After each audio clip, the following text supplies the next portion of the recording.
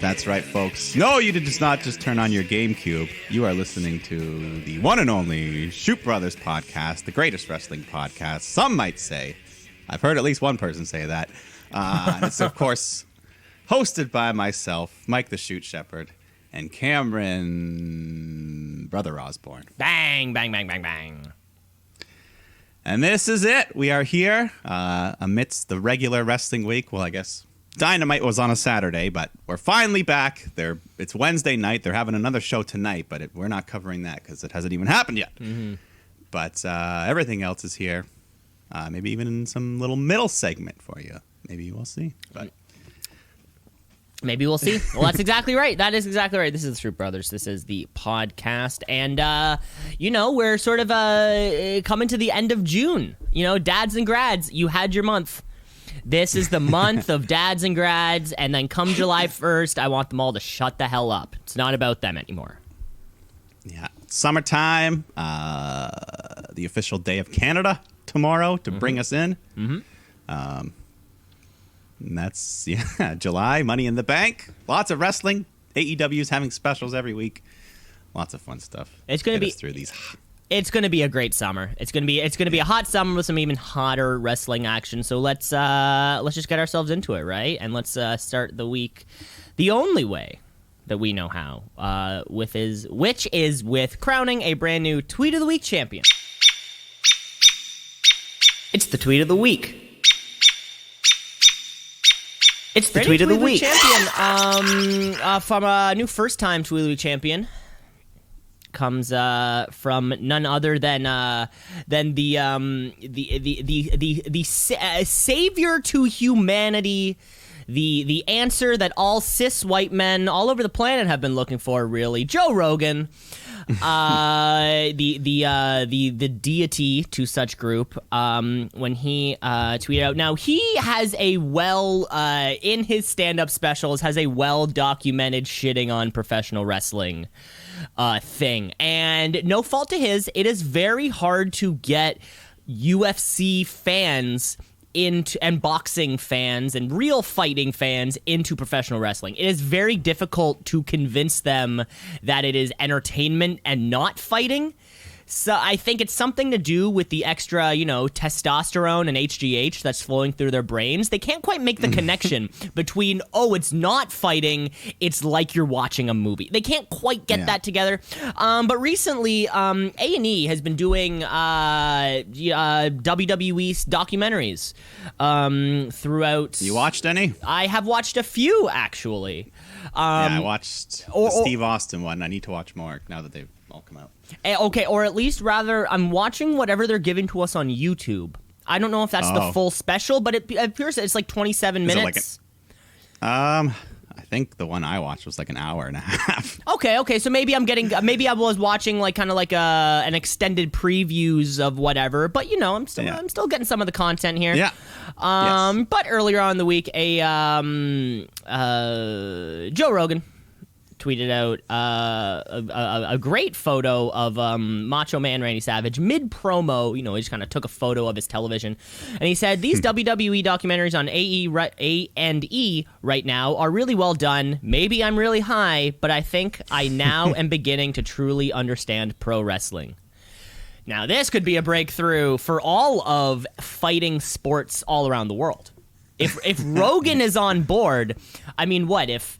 That's statistically 99.7% of all straight white men will follow that. Will follow this word as it is doctrine. Who knows? We could be facing a whole new set of professional wrestling fans just from this one tweet. Joe Rogan could be the 5'3" bald-headed gap between MMA. That's what it is. We needed a real bald gap between a real head. His head's growing at an exponential rate, and it must have something to do with it. I think him and Dana White have a competition to who can get the biggest head. Who can have the biggest head? Him and Dana White have $1 million on it. Who can have the fatter, balder, sweatier head? And so far, it's neck and neck. I really don't know who I'd go with. Yeah. But Joe Rogan, I mean, I don't watch him that much, but over the years, yeah, he's definitely started to come around on wrestling. Like he's had like Jake the Snake on and other guys, and he respects the pain and shit they go through now, I think. And but yeah, whatever. That's exactly it. I think he's coming around to that, and it would be great for all of kind of fighting sports, as long as they don't as long as a UFC fan doesn't watch that Jake Hager Wardlow match from last week. That would be a little too much too soon. I think they need to watch a lot more professional wrestling and then be like, oh, okay, now they're doing a like a UFC style fight. Oh, okay. Now we're sort of with the ebbs and flows. Don't jump straight to that. But either way, Joe Rogan, brand new Tweet of the Week champion. The 80th. Well, whether you like it or not. 80th. Wow. Yeah. Whether he likes it or not, he's now officially in the wrestling business with this award. Yeah, he truly is. He's part of the professional wrestling zeitgeist. With one little tweet. That's all you need. That's all you need, Joey. That's all you need, Joey. It's pretty simple. Congratulations, Joe Rogan. Let's move on with our week, shall we? Dynamite, like we said, it's been all over the place. This week, it took place on a Saturday of all times. Saturday. And places. But one night before Saturday. Wasn't it on Saturday? Yeah, it was Saturday. Okay, thank God. But one night before Saturday, we find ourselves in Tampa, Florida, and we're counting down the days on these Thunderdome shows. There are really not too many left, an end of an era of sorts. So let's get right into this week's WWE programming with a little bit of SmackDown Live. Okay, folks, it's Friday night. It's time for SmackDown Live. It used to be on Tuesday, but then I think it was on Friday before, though. No, wait, they used to film it on a Thursday and then release it. It's just SmackDown Live. SmackDown. Maybe two more. I think the 16th of July, for whatever reason, seems to be a day that sticks out in my mind as the first non-Thunderdome show. Yeah, SmackDown's the first one back, so I guess only just a couple more episodes here. So, wow. End of the era. Yeah, it really is. It really is. End of an era here in the Thunderdome. What do we have for this week? Is this our after Money in the Bank? Sorry, not Money in the Bank. Hell in a Cell show?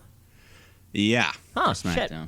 Okay, great. Yeah, so, more of the same. Jimmy's backstage with Roman. Jay is still not there.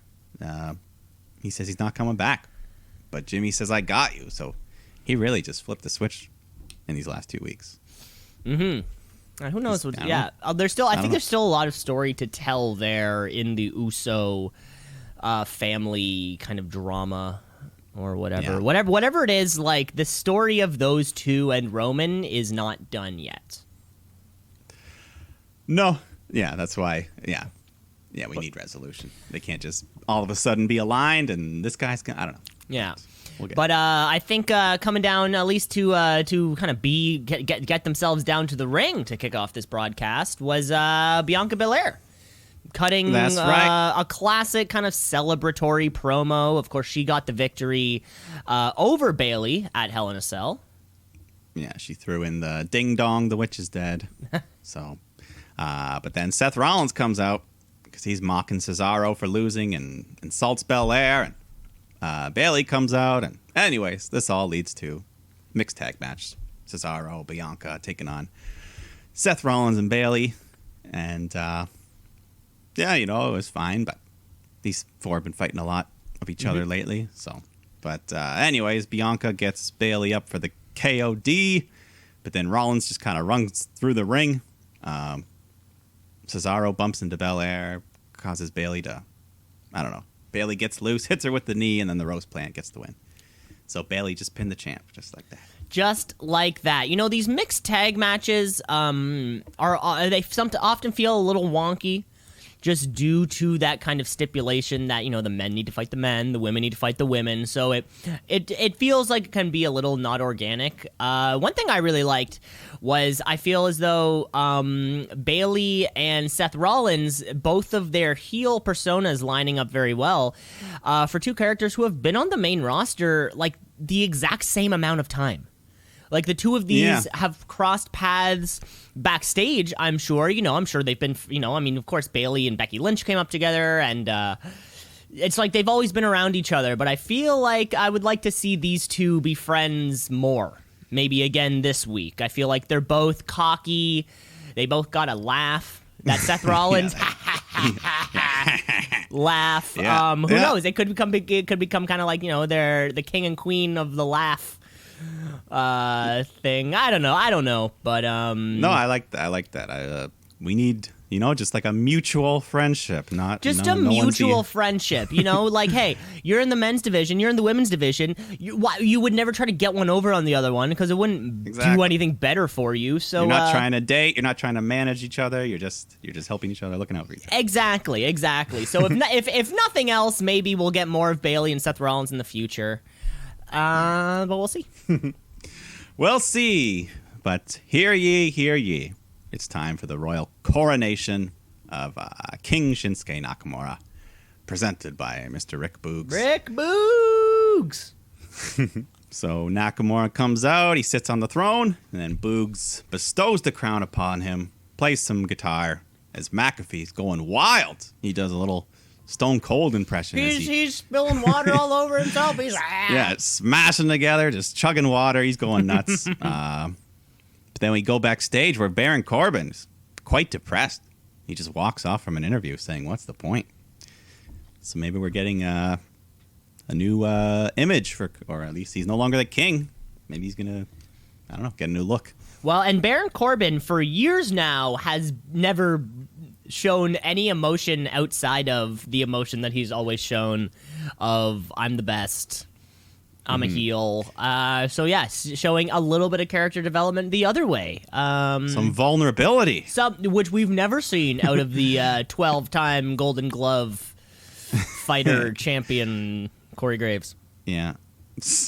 But Money in the Bank's coming up, so we got some more qualifiers to do here. Big E taking on Apollo Crews. Crews, he hits that nice. This has become a regular spot of his now. He does that Death Valley driver out of the apron, which always looks cool. Yeah. But, yeah. But anyways, they're fighting around the ring. Aziz shoves Big E into the barricade behind the ref's back, and then he locks up, ready to hit him with the Nigerian nail, but the ref turns around, catches him, literally catches him by the arm, stopping that nail. And he ejects Aziz from ringside, and right after that, Big E hits the big ending, gets the win. So he's heading to his first ever Money in the Bank match, if you can believe that. I cannot believe that. No. Yeah, that was a surprising stat. You think he would have been there? Well, I guess maybe it feels like every year booking has to put one member of the New Day into So that now Money in it's the his Bank turn. match. So, he sort of maybe ends up being the odd man out. Yeah, this one felt weird after what feels like months of Big E and Apollo Crews going at it. Apollo Crews keeps getting the heat because he needs Commander Aziz there to win. But I feel as though, as soon as Aziz got kicked from ringside, here I'm thinking to myself, this is the moment where Apollo Crews finally wins a match without this guy interfering. And then I'm like, nope, we'll just go back to the standard kind of 50-50 thing, which sucks because I feel like when Apollo Crews won, we were very excited for something new. And then he wins, and now he needs this guy there, clearly, or else he will lose. I just don't feel him as a threat to anybody. Yeah, I hope it's not the case, but knowing Vince, this whole project could be to get Aziz over, and Apollo Crews is just kind of the magnet that gets him there. Yeah, well, I mean... Like, Aziz is big! Look at him! Look at him! He won it at Mania, correct? The Intercontinental title? Yeah. Can't remember now. Okay. Might have been a SmackDown. I can't really remember. It might have been slightly around there. Actually, I can't remember. I just remember the Nigerian drum fight. I can't remember even. I don't even remember what the that happened. Nigerian jump fight. Yeah. Yeah. Nigerian street fight, whatever it was. Yeah. But anyways, he's still the Intercontinental Champion. Yeah, and still, it was a non-title match. Yeah. But Sonya Deville's in the ring to announce the first SmackDown women's competitor in the Money in the Bank, Carmella. Just like that. No qualifying. Now, this exact same thing happened last year, Mike. I'm sure we could go back to a show, or like an episode of this podcast around this year where the men all had to qualify, but the women were just thrown in there. Well, I mean, on Raw, they had to qualify, the women. Yeah, and this, why? Why? Is it because it's a 2-hour show and we can't afford the time to book these matches? Or sorry, it's like 1 hour less. You know, it's only a 2-hour program versus 3.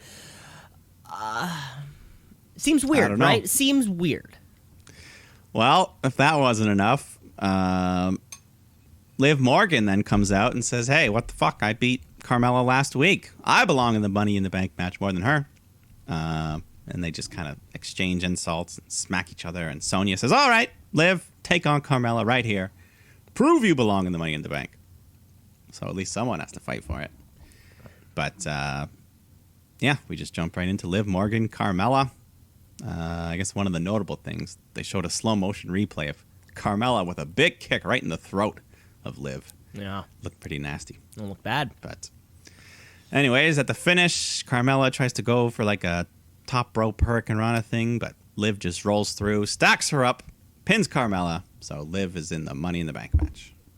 And then how it ended is just seems weird. So both Carmella and Liv Morgan are in the match, although Carmella lost a match where had the other person lost, she would have been out. Yeah. Feels just bizarre. Why couldn't, like, I don't even care if it's on Main Event and they tell us later. Like, do the match and then, I don't know, it seems weird. Seems weird. I mean, especially because they still have 2 more weeks. They didn't have to rush it. You could just do 1 match each week. I don't know. Well, if there's one thing I know about WWE booking is that we need to book the pay-per-view immediately. We don't have time to waste. It doesn't matter what the pay-per-view is. It doesn't matter how far away it is. We need to do it now. Well, remember, there was a couple times where like we only know 2 matches going into the show. But then SmackDown, they would book like 3 or 4. Yeah, and the 2 days before the pay-per-view, they're like, here's a match, here's another match. I think that happened before Hell in a Cell, actually. Anyways, the main event, we get Jimmy Uso taking on Dolph Ziggler. Nothing really too crazy here. I guess Ziggler hits a zigzag on the steel steps. But then Jimmy fights back, and he ends up hitting a super kick to get the win. And then he goes to the back as Roman's coming out, and then Heyman just says, yeah, stay. You stay here. Or you stay out. This is just me and Roman's time. But, yeah, Heyman gives a State of the Union address, talk about all the men that have fallen at the feet of the big dog, and says there's no one left. And Roman goes to speak, but then Edge comes out, gets in the ring, and just pummels on Roman, and Reigns fights back, grabs a chair, but then Edge spears him, takes the chair. But then Roman's headed up the ramp, so he just hits Jimmy instead with the chair. Or, no, he spears Jimmy through the barricade. That's what happened. Yeah, he set him up for the concerto, but it never quite happened there. Never quite happened. Spear through the barricade. Edge stands tall. And it looks like he's coming for Roman. And we were wondering... that singles match he never got. We were wondering when we were going to see him next. We knew it was going to happen. He's advertised for one of the SmackDown shows. Yeah, so this could even be your title match at Money in the Bank if they want to do it before SummerSlam. Yeah, it could be. It could be if they have a bigger plan for SummerSlam, which we all think they do. They keep telling us it's going to be like Mania. Yeah, I mean, I expect one of John Cena or Brock Lesnar to probably be there. Cena or Brock? One of, if not both. If not both. I mean, not both. Yeah, well, I mean, sure, we'll talk about our SummerSlam when we get there. There's a few people who I think will be coming back, personally. But that's how we end the show. That was your SmackDown. Which I guess, like you said, this could be a Money in the Bank match, which feels a bit weird because this was almost felt like it was supposed to be the Mania match, and then Daniel Bryan got thrown in there, kind of. Yeah. So maybe this is the actual one-on-one match that we thought we were gonna get, and then we're just left asking the question: well, then why was Daniel Bryan even in the first one in the first place? Just to sell the T-shirt of Roman Reigns pinning 2 dudes at the same time. I'm not entirely sure. Not too sure, but yeah, either way, it looks like we're getting that singles match. Yeah, I'm sure we will. I'm sure we will. That was all of SmackDown, though. That was the whole show. Yeah. 2 hours. It's That like was- clean. You can just kind of, set your watch to it. Yeah, nice and easy, doesn't overstay its welcome. Doesn't overstay its welcome. It's not grueling to get through. It doesn't have that Yeah. third hour where we're just like looking at our watch like, oh my God. That last guy at the party, you barely even know. You're like, come on, man. Yeah, you're like, God, I gotta go to sleep. Like, Yeah. wait for the cab outside. Let's move on then, because this show has been jumping around all over the place, and it really doesn't feel like it's felt a home, or it hasn't really felt like it's had a home since we're moving from Fridays back to Wednesdays, back to Fridays, now on a Saturday. But this week might be going to be our last kind of odd show. So it's 8 p.m. It's Saturday night. Let's tune into Yeah, some. at least it's 8 p.m. At least it's not 10 p.m. Yeah, let's tune into some All Elite Wrestling Dynamite. AEW. All Elite. They coming for you, Vince. Better watch out. It's too sweet. Where, our main event, we already know what's coming up. We have Jungle Boy taking on Kenny Omega for that AEW World Championship, of course. Jungle Boy won the Casino Battle Royal at Double or Nothing, earning himself this opportunity, and the crowd from the get-go, you could tell they were hot they've been waiting for this. And he earned the permanent respect of Christian Cage on that night. He did. He got a hug, got a little slap on the back, got one of those, you're pretending that you have a belt around your waist. Yeah. Where somebody does like that, like Cam Newton does. Yeah. Yeah. Lots of But this week's show actually kicks off with some singles action. Singles action? Yeah, can you believe it? I certainly cannot. But we have Adam Hangman Page taking on Powerhouse Hobbs. Powerhouse Hobbs without the rest of Team Taz. They didn't show up with him. No, so he's in there on his own. Has he always had the FTW on the back of his gear? I think noticed it this week. I think so. If not, the gear's always been orange. Yeah. Yeah. No, but we'll play. I'll mention it more at the end of the match here. But anyway, it's pretty solid wrestling here. Nice competitive stuff. I guess one of the big moments was when Hangman goes for this move and Hobbs gets out of the way and he cracks his head hard right off the ring post. Hard way. Those AEW ring posts, man, those square shaped. They need to make those things circles, Because that's 4 extra corners, so you could hit yourself on. Yeah. And circles are the safest shape. That's why the Volkswagen Beetle's so safe. And, Is it? yeah, arches. Is the Beetle are the strongest safe structure. vehicle? That's what I've heard. Okay. Anyways, yeah, Hangman, he cracks his head. There's a bunch of blood coming out the top. Pretty much just dyed his hair red. This was no blade job it was here, at the folks. back of the head too. Yeah, so that was tough. But then mid-match, those other guys that you mentioned from Team Taz come out. Ricky Starks, Hook, and Starks hands the FTW title over to Hobbs. But then Cage runs out, attacks Starks, takes his FTW title back. And I'm like, oh, now you care about it. But anyways, Hobbs turns around, Hangman jumps in with the buckshot lariat, but Hobbs counters it with a huge spine buster. Damn good looking spine buster for a 2 count. But then the Hangman fights back. He hoists up Hobbs and hits him with the Deadeye, which looked very impressive on a man the size of Hobbs. And of course, that gets Page a 3. For the win. Adam Page has become this guy where I feel as though if AEW does not start with a tag team bout, it starts with Adam Page in a singles match, and he's the crowd loves him, so he kind of puts on a very hot match. Gives the crowd a little pop, creates energy, and then eventually, he'll fight back and get the win. Whenever that title opportunity comes for Adam Hangman Page, there was this bit on Being the Elite this past week where. Evil Uno made an elixir that shows everybody their future. So everybody's drinking it, and it was like a bunch of silly stuff. when it came to like John Silver and kind of like the rest of them. But when Adam Page drank his, it was a blurry kind of zoom in to the AEW championship. He is coming for it soon enough. But until then, he can just kind of be relied on to put on all these hot matches. When it comes to Brian Cage and that FTW championship, the eventual feud between him and Hobbs for that belt, hopefully, is just going to be, I think it's going to be a fun big man matchup. Yeah. No, that's what made me notice the FTW on Hobbs' gear. Like, maybe he wants that title now. Oh, okay. He's coming for it. Yeah, it could be. But, yeah. Anyways, fun opening match, like you said, with the Hangman. You can't go wrong. You really cannot go wrong. Then we get Tony Schiavone in the ring to interview the legend Tully Blanchard. But then we bring out Lucha legend Conan. And Tully talks about Conan interfering in the Stadium Stampede match. And they both cut promos, putting over their teams. FTR, Pride and Powerful. They exchanged some insults. I think Conan said Tully's going to have to learn Spanish to speak to his grandchildren or something. That was pretty good.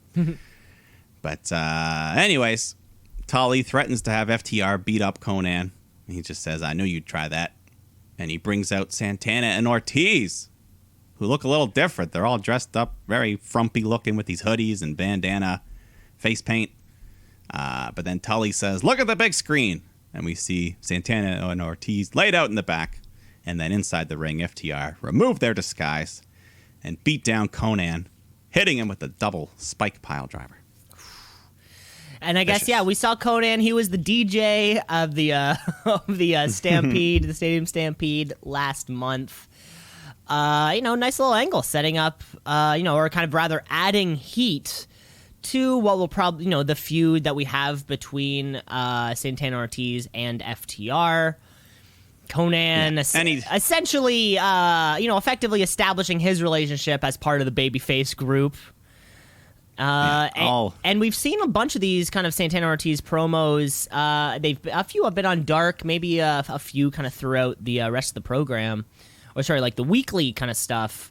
But yeah, Santana Ortiz, they're coming. They need to come in as a tag team. They need to kind of get that back between the two of them.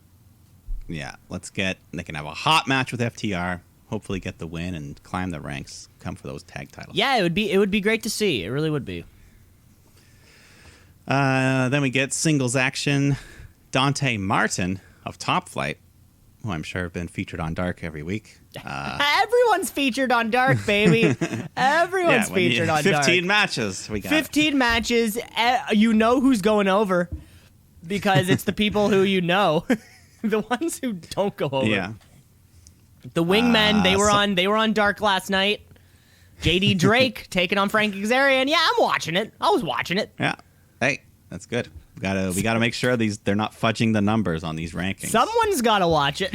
Someone's gotta watch Dark. What I like about watching Dark is it premieres live on YouTube. You watch it, you look up on the little counter, and you see that there's 9,700 other people watching, and you feel it's like a sense of community. It's like I know for a fact that there's that all these people and me. Yeah, it feels nice.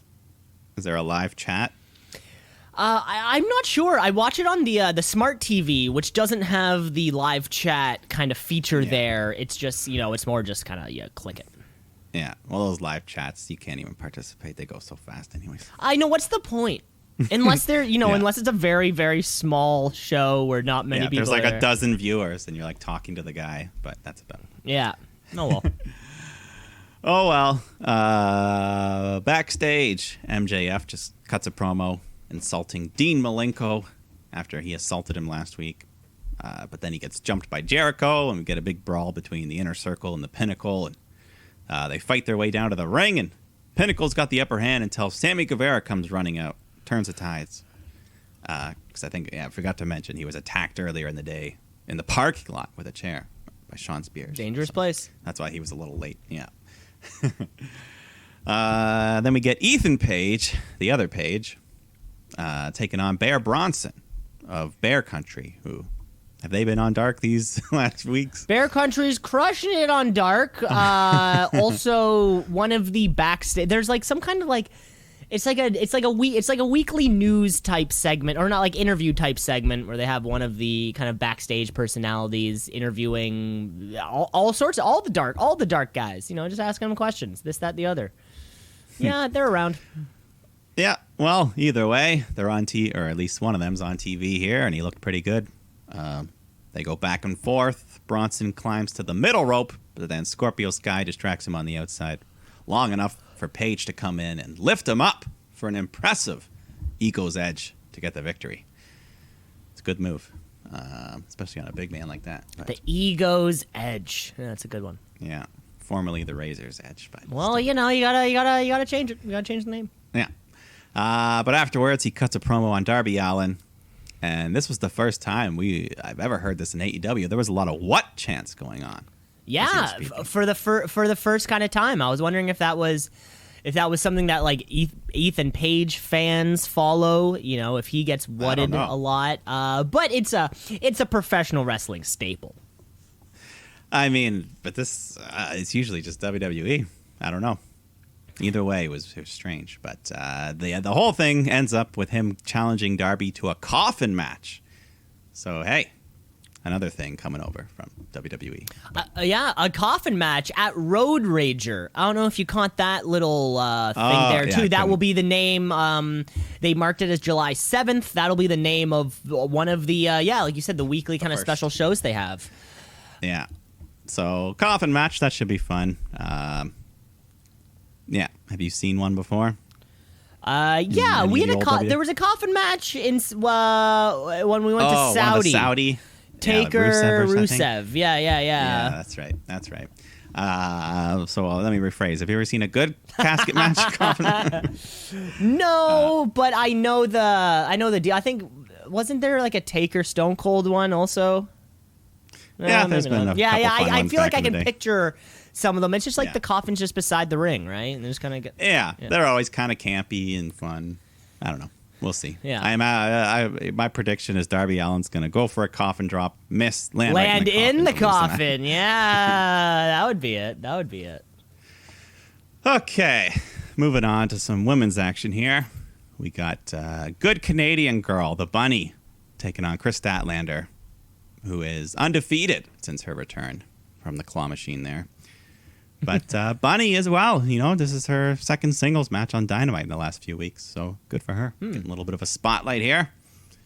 And yeah, I've noticed she's improving. Like her in-ring, the little things she's doing more, like the facial expressions, they're standing out. She's growing. I like it. Hey, everybody gets better on Dark, baby. Everyone gets better on Dark. Yeah, I'm seeing it right before my eyes. But Statlander, she's one of my top 2 women in the company here. So she's the one to get the win after hitting that Big Bang Theory. But after the match, Blade and TH2 come out. So Orange Cassidy, they grab Orange Cassidy and they punch him in the face with the brass knuckles. Devastating. Stood tall. If you're ever cruising around on that YouTube page there, you gotta look for Jack Evans and Angelico highlights from Lucha Underground. Holy shit. Were they still Angelico and Jack Evans? Yeah, like they're same still called their guys? same name. Whether or not they compete as a team or not, as 2 of them in singles competition, whatever it is, you gotta watch these guys go. They go toe to toe with some of the best luchadors on the planet, and they don't skip a beat. It is, it's actually, I just came across like my recommended videos was like Jack Evans top 25 kind of moments in Lucha Underground. And I was like, sure, I'll watch this. It was only like, a 17-minute long video, whatever. Like, sure, what the hell, I'll watch it. And oh boy, yeah, these guys can go way harder than the amount of exposure they get on national television. It is crazy. You gotta watch some of the shit that these guys can do. Yeah, no, Lucha Underground's got some crazy shit. There's this one bit because they film that show was filmed in a studio where fans would be around, and there's this one bit where there's like a second floor balcony, and Jack Evans goes for like a huge running off the balcony, go for the splash, but he's lying down in the middle of the ring. He just rolls out, and Jack Evans falls, I don't know, 25 feet straight down onto the canvas, and it's just, he bounces up. Like, he hits it and then bounces. He got that much spring on it. These guys can fucking go. I'd love to see so much more of them. Whether it be on Dark, whether it be here on the main, kind of the main show. Rampage, it could be the perfect show for guys like that. Yeah. Hopefully Tony Khan's listening. Tony, well, Vince, we know Vince is listening. Tony, you better relax. And we're talking Tony Khan, the good one. The good Khan. The good Khan. But let's go to this main event. The much hyped, much anticipated Kenny Omega defending his AEW World Heavyweight Championship against Jungle Boy Jack Perry. But before the bell can even ring, on the outside of the ring, Marco Stunt's just getting a little too worked up. He gets in the ring and tries to go after the Elite, but the ref holds him back, kicks him out, kicks him and Luchasaurus out from ringside. So the Good Brothers just laugh and point, but the ref says, no, you too. We don't like you, Good Brothers. So he's gone. We're getting some straight singles action. Kenny's pissed off. He shoves the ref, but then the ref shoves him back, and Kenny falls on his ass. He took a bump for the ref. Yeah. That was great. I love that. Our world champion getting knocked over by a ref. Yeah. And I don't know if I'm crazy, but for some reason, Kenny looked a little different this week. He looked like, I don't know, he looked like he had Botox or something. Okay, I'm glad you noticed that too. His face did look a little different. His forehead, it looked kind of like stiff and frozen and like, I don't know. Maybe he had some treatment, something medical. I don't know. Either way, I'm not judging him. He's still not amazing. judging him. I'm not judging him. I know there are fans out there, who are particularly not fond of Kenny Omega's current physique. If you were to think of, kind of there, I saw the other day online, it was like a photo of him now versus a photo of him like right after his match with Okada where he won the IWGP Championship, World Championship. And in that, he's fucking, you're more cut. You're just counting the abs. You're like 1, 2, 3, 4, 5, 6, 7, 8, 9, 10, 11, 12. But he's an EVP. He's got shit to do. He's got shit to do. Come this on, guy. he still looks goddamn fantastic. I still wish I looked like Kenny Omega. Yeah, nearly 98% of the world wish they looked. I'm like sure Kenny they do. Omega. I'm sure they would. But anyways, the match here, you know what you're gonna get. Some fantastic stuff. The crowd is just super behind Jungle Boy. They are on their feet for him as he's just high flying around, looking great. They fight outside the ring. Kenny picks up Jungle Boy, hits him with a side suplex onto the steel stairs, and then again onto the barricade. Jungle Boy falls into the crowd. Probably his family. I think they said his family was there. Yeah, they had his mom, and I think it was his mom and his sister. They kept kind of panning back to every so often. Excuse me. You're okay. So, yeah. They go back into the ring, and then Omega, they fight to the top rope. Omega hits this cool suplex where he, puts Jungle Boy's legs almost on, a figure four as he does it. I don't even know what to call it. Yeah, he kind of Jungle Boy gets his leg up and kind of hooks it around, and then, it was a weird one. Yeah, just a cool-looking move. You always see something new with Kenny. Then he hits the V-trigger, goes for the one-winged angel, but Jungle Boy reverses it with the reverse Rana, hits a big elbow to the back of the head. But then Kenny hits him with another V-trigger, goes for a third V-trigger, but Jungle Boy reverses it into the snare trap. So he's got Kenny caught. He's in the middle of the ring when all of a sudden Jurassic Express and the Good Brothers just spill out onto the ramp. They're brawling. Amidst all the chaos, Kenny's able to get out of the submission. He hits a couple more V-triggers, but then again, Jungle Boy gets him in the snare trap. So Omega has to resort to gouging him in the eyes to get out. Then he hits the Tiger Driver 98, but Jungle Boy kicks out of that. But Kenny doesn't waste any time. He finally picks him up, hits the one-winged angel, and that's it. He gets the win, retains his title. But what a damn good match. What a damn fine match. Of course, afterwards, I think Kenny Omega wanted to kind of rub it in the face of Jungle Boy a bit. Christian Cage came out and made the save. but ultimately falling victim to an attack by the Hardy family office. When Private Party came in there, Matt Hardy lines up the twist of fate. He hits that. Young Bucks are there. Super kick parties. Of course, the heels celebrate the show, they close out the show celebrating. But like you said, I love this was great. Yeah. Jungle Boy had 75% of this match on offense.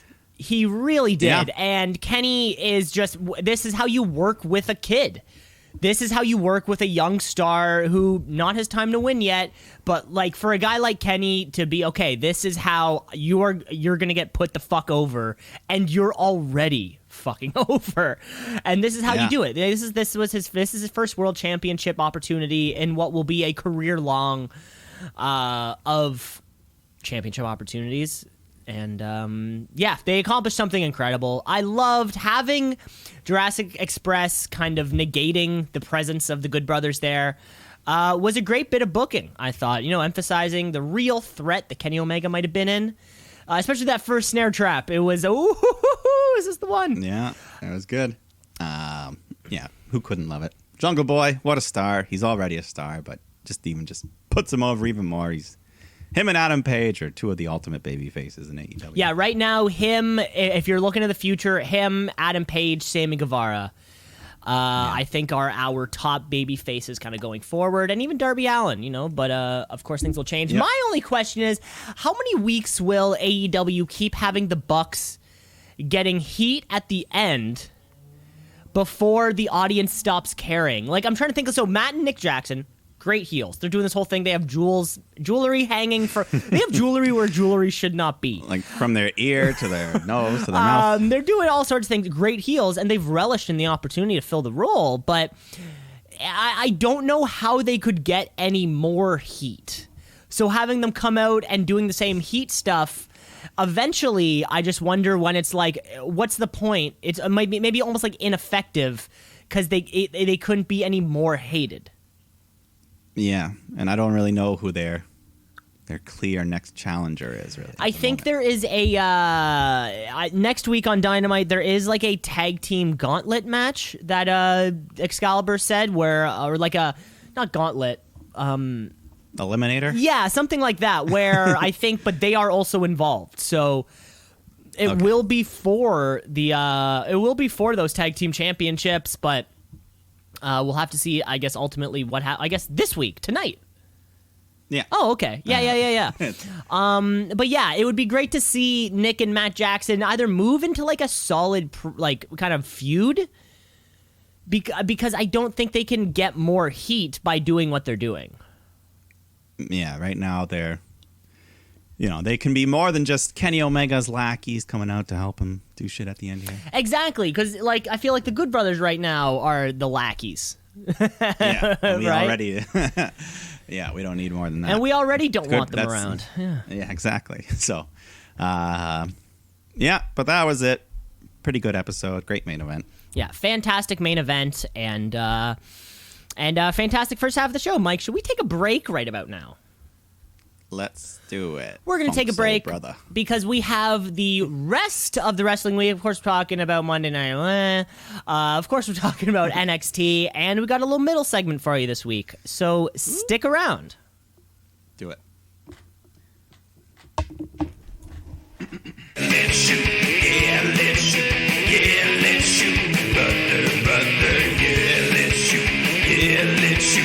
Yeah, let's shoot. Brother. Yeah. Back here with part 2 of the podcast, folks. Thanks for sticking it out through the break. We know there's a lot of things that you could be doing, that take up your time, and it's just really nice that you say to yourselves, you know what, I'm gonna sit through this break. It's only 7 seconds, I think. It's only 7 seconds of a little musical interlude, and then we're right back with more hot professional wrestling action.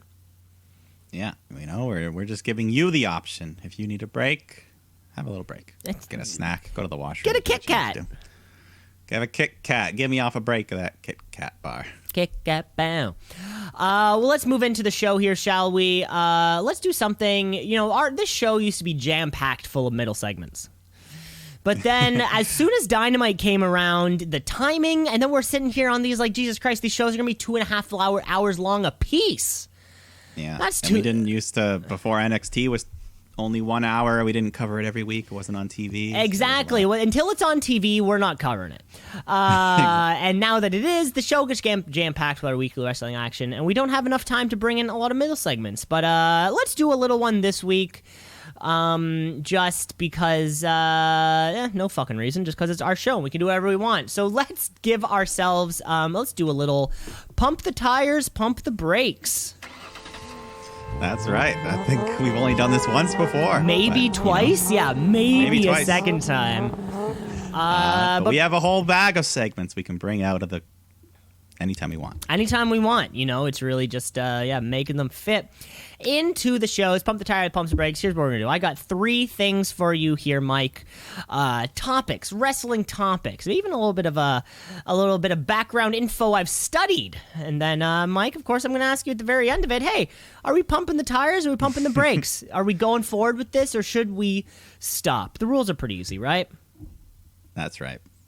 Okay, first of all, our first topic this week on Pump the Tires and Pump the Brakes are factions. How many factions are too many? I don't know. Now, so what I'm calling a faction is a group of 3 or more who are most likely to be disbanded eventually or silently removed from television. It seems like either one of these 2 things can happen. And now where I see it the most here, AEW seems to use a lot of factions, but then nothing happens to them. Right? It's a great idea. We give, we give people exposure by attaching them to other people. We have Eddie Kingston with the Lucha Bros, and then that one time we threw in Butcher and the Blade with them, Yeah. and the for a little Bunny. while. Right. We kind of mailed these things together. But sometimes it feels like we're doing a disservice to some of these performers, right? By abandoning everything so quickly. Yeah. We're looking at we saw the Bunny this past week on AEW, but when it comes to Butcher and the Blade, what have they done for me lately? Baby. And, in my personal opinion, what the fuck are the Good Brothers always doing there? I cannot stop talking about these brothers who are bad. Quite frankly, I'm not even calling them Good Brothers anymore.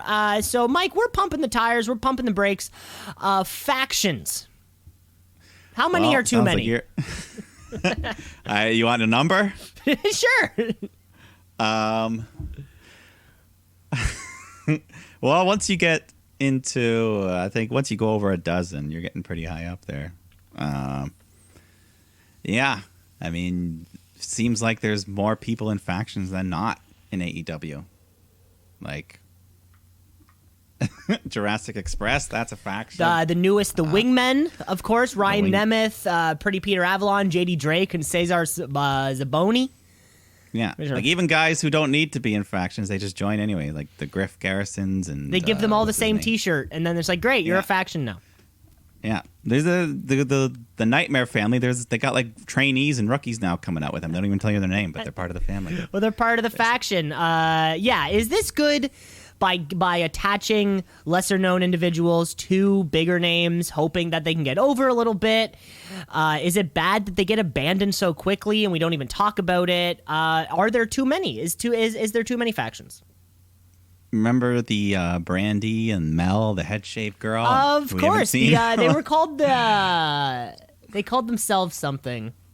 The Nightmare Sisters? Sister, yeah, maybe something Yeah. Nightmare Collective. Collective, yeah. But yes, either way, factions are fun. They can get people over, but maybe we do need to pump the brakes a little bit because, if you eat pizza every day of the week, it's not as good. It's not as fun. Yeah, you're right. I'm gonna have to pump the brakes on this one also. Sometimes I don't like, and it feels as though this happens a lot in AEW, where everybody is accompanied to the ring with somebody. Yeah. Far much so less in WWE. If somebody's often accompanied to the ring, it's probably because with their tag partner of some kind. Very, very few. We have a couple bodyguards. Like a Commander Aziz type. Reginald, if you want to call him a bodyguard. But it feels as though far less, like I said, groups of 3 or more. Yeah, pretty much. People just align, even if they really don't have anything to do with each other directly. They'll just still be friends. Like, what do Billy Gunn and Austin Gunn really have to do with Cody Rhodes? But they're still there. Yeah, it seems a bit bizarre. Or the Gun Club. They used to be the Gun Club, and then they absolved into the Nightmare Into a family, bigger, into a bigger faction. It seems. Yeah, it seems a little bit. And and then we can look over on the other brands too. The main roster really doesn't do it that much. NXT seems to do it a lot more. We had there was the War Games faction with what's his name, McAfee, Peter Dune, and I think it was Grizzled Young Vets maybe. Yeah. And then of course now we have the Diamond Mine, we have Hit Row. There are other groups of people kind of doing, or groups doing the same thing. We could call Retribution a faction. Yeah. We have to call them something, so might as well call it a faction. A bad memory. Yeah, we'll call them Bad Memory. Well, that's fantastic, Mike. Let's move on. Yes. Our next one here, when we're talking about pumping tires or pumping brakes. On this one, we're talking about stockpiling talent. Of course, the WWE has the most money to offer new and upcoming wrestlers, and usually that means that they'll hire talent one day so that they can be used in an awesome way further down the road. Right? Sounds about right. Well, last week on the AEW Unrestricted podcast, Tay Conti detailed some parts about her departure from the WWE after the initial 420 releasing Part 1. If we can all recall. She told us that Triple H and the rest of the booking crew had nothing for her, so she didn't get any television time on NXT. Between May 13th, 2017, which was her debut, and her release, she had 2 television victories, which occurred both in late in 2019. Besides that, she was doing mostly NXT house shows, battle royals, television losses, a lot of stuff on the and live shows with Lacey Evans, apparently. Throughout the show, though, she did let us know that she mentioned, or she did previously request her release, and NXT said no. And she was offered a contract to, as they said, just sit at home and not sign with AEW. Now, it must have been enough money that she made her think about it. I mean, how much money would you take, Mike, to put your entire career on hold and just kind of sit down and make a paycheck? Right, it feels a little bit odd there. It feels. If the money's good, it's hard to say. It would have had to have been as good enough that she was like, okay, I'll never wrestle. Kind of question number 1, part A, are we pumping the tires? Is stockpiling talent the best thing for business or best for the performers themselves? Should WWE be throwing money at people just so they sit at home, or should they be using their money elsewhere? Well, it depends, because I feel like back in 2019, this was more of a thing, but we've had like 3 waves of releases in these last few months, so it seems like they're not quite doing it as much these days. So maybe they themselves have already pumped the brakes on it, which is the right thing to do, I think. Mm-hmm. Because, we had Aleister Black sitting at home for 6 months, then he comes back for 2 weeks, then he gets released. So it's like, what was the point? Should have just released him 6 months ago. He could have been on AEW or doing whatever the fuck else. Obviously you want to have as much talent as you can, but if you're not going to actually use them, what's the point? So, hoarding talent. I pump the brakes on hoarding talent. And of course, I just want to cover the bias, right? Because this isn't just a WWE NXT thing. AEW has both Dark and Elevation, where they use indie wrestlers to pretty much get the actual signed talent over. And how those things work, they sign these indie wrestlers to kind of like single matches or multiple matches, almost just like it's a gig. Hey, can you show up to this gig, do a match, show up, So, of course, this style lets them be able to put over the bigger AEW talent, the people who are actually signed, but still allowing other wrestlers in North America to be fluid with their careers. So, certainly, both Dark and Elevation, I would see them just like NXT house shows. Almost, right? Similar where Tay Conti was just doing house shows only, never making it on television. There's probably a whole chunk of indie wrestlers who are doing this kind of Dark and Elevation house shows without maybe a real choice of or maybe a real chance rather of making it onto the main roster. So I guess we kind of have these two new models of using wrestlers, right? Either we sign them, keep them off of television, but keep them on, these live shows, or we don't sign them and pay them for individual performances, still not being able to go on television. So, Mike, part 2, pumping, tires, brakes. Which one of those two models do you think is best for new wrestlers? I'm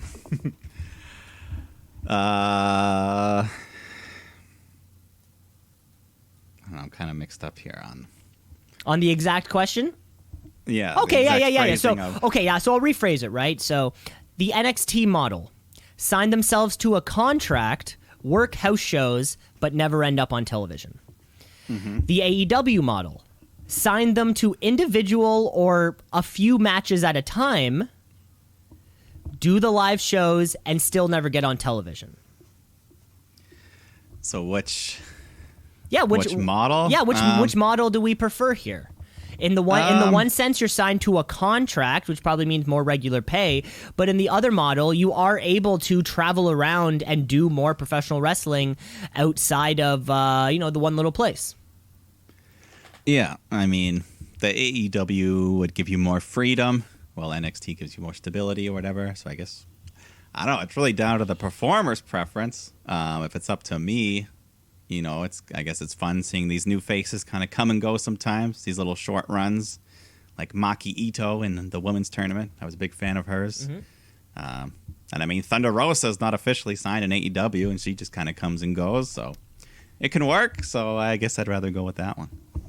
It's a good pump. That's a good pump. I got to say, I like that too. I think there's a lot of, small promotions anywhere, and I don't know how much people get paid when they do things like that, but it always sounds like for so many of these performers, all they want to do is just fucking wrestle.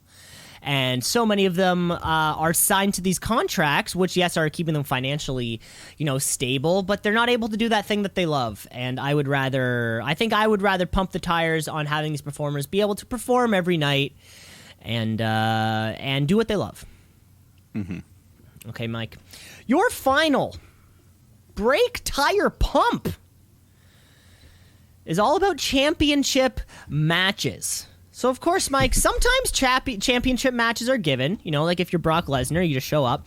Or sometimes they're earned, like Mr. Jungle Boy Jack Perry at that Casino Battle Royal. But either way, a championship match needs to happen. It's all a question about how and when they occur. And, Mike, there is no template about how these things can happen, right? It can be anything from earning your championship opportunity in a battle royal, or the night after WrestleMania earning a rematch at the pay-per-view next month. It could be any one of these either options and everything in between. So Mike, we kind of have these two little options here, right? Either we book the big match on the big stage a month down the road, or we book the big match on a small stage right away. So, which side are we pumping ourselves on this one? These two different styles of championship match bookings.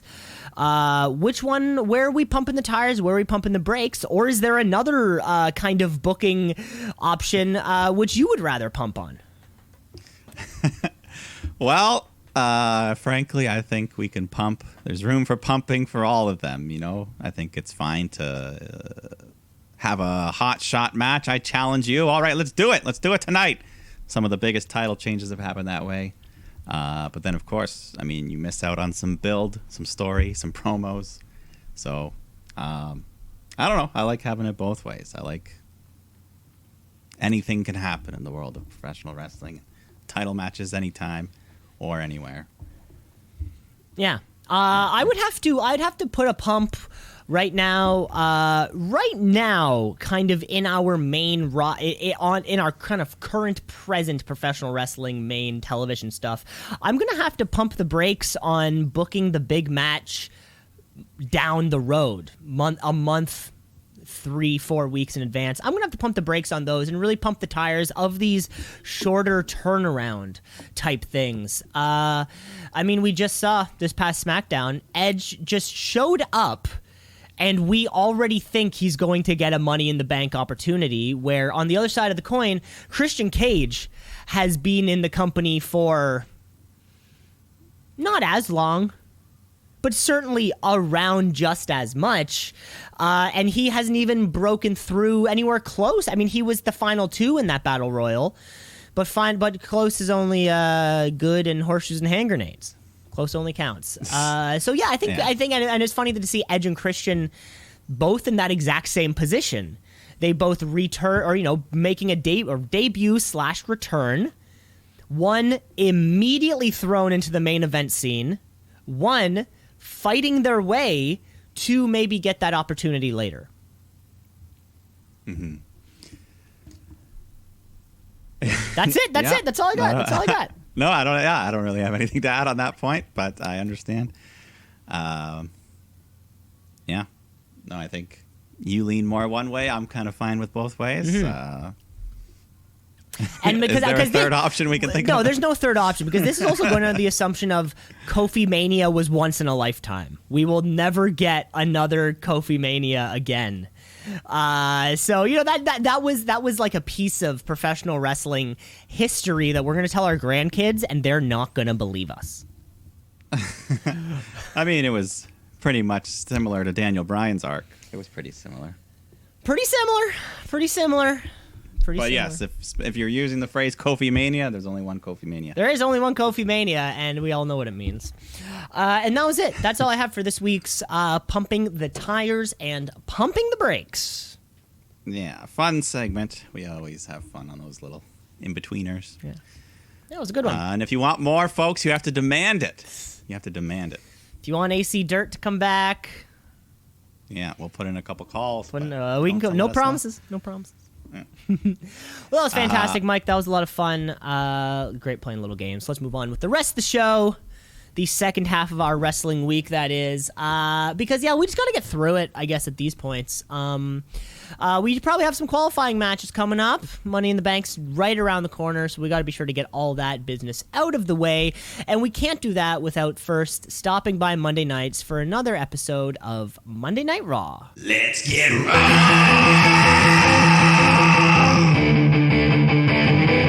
Let's get raw.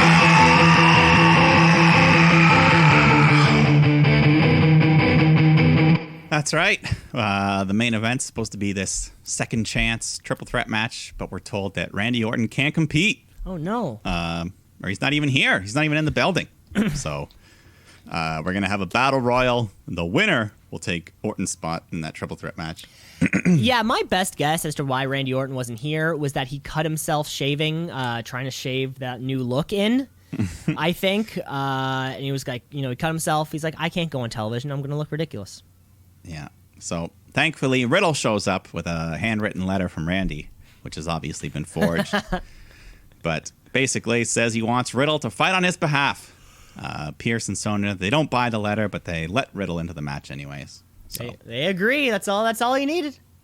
that's all he needed. And he just scooters off right down to the ring because everyone's already there waiting for him. The other 15 men, however many.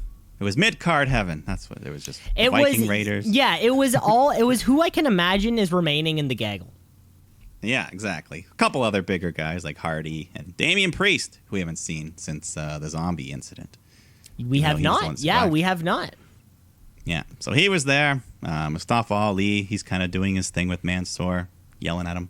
I don't know. I think Shelton Benjamin was in there too. Jeff Hardy, Jinder Mahal. Tozawa, in case you forgot, Tozawa is the 24/7 champ. He gets eliminated right away. Drew Gulak. Yeah, Gulak rolls him up, wins the belt. Truth comes in, wins it back. Gulak wins, or I don't know. Tozawa wins it again, runs off. That was the order. That was the order. I know that. And then Omos comes out, and he fucks with the Viking Raiders, getting rid of them. Jinder Mahal was in there for a while. But anyways, the final four comes down to Jeff Hardy, Damian Priest, Cedric Alexander, and Riddle. And Jeff, he's the first one out. And then Priest tosses Cedric out. So it's just Priest and Riddle. And they had like a nice little mini match here. They went like 3 or 4 minutes just back and forth till eventually Priest is on the apron and Riddle catches him with a huge rising knee right to the face, knocks him to the ground. So Riddle wins, moves on to the triple threat to fight for Randy. And he even gets them to play Randy's music after, and he does the whole pose on the turnbuckle. He does the pyro. the whatever thing. He too bad there was no sleeveless sweatshirt available, for him to put on. But I guess So Rain Man's not here. Clearly booking. We had to scramble to kind of get this put together. Maybe maybe who knows? Maybe this battle royal wasn't even supposed to happen. I know it's just like shit. We need an excuse for these guys to get together. But I gotta say, and this is not the first time we'll see Matt Riddle tonight. Matt Riddle has been the shining star of Monday Night Raw for the past little while now. As soon as the RK Bros came around, it's really been the diamond in the rough.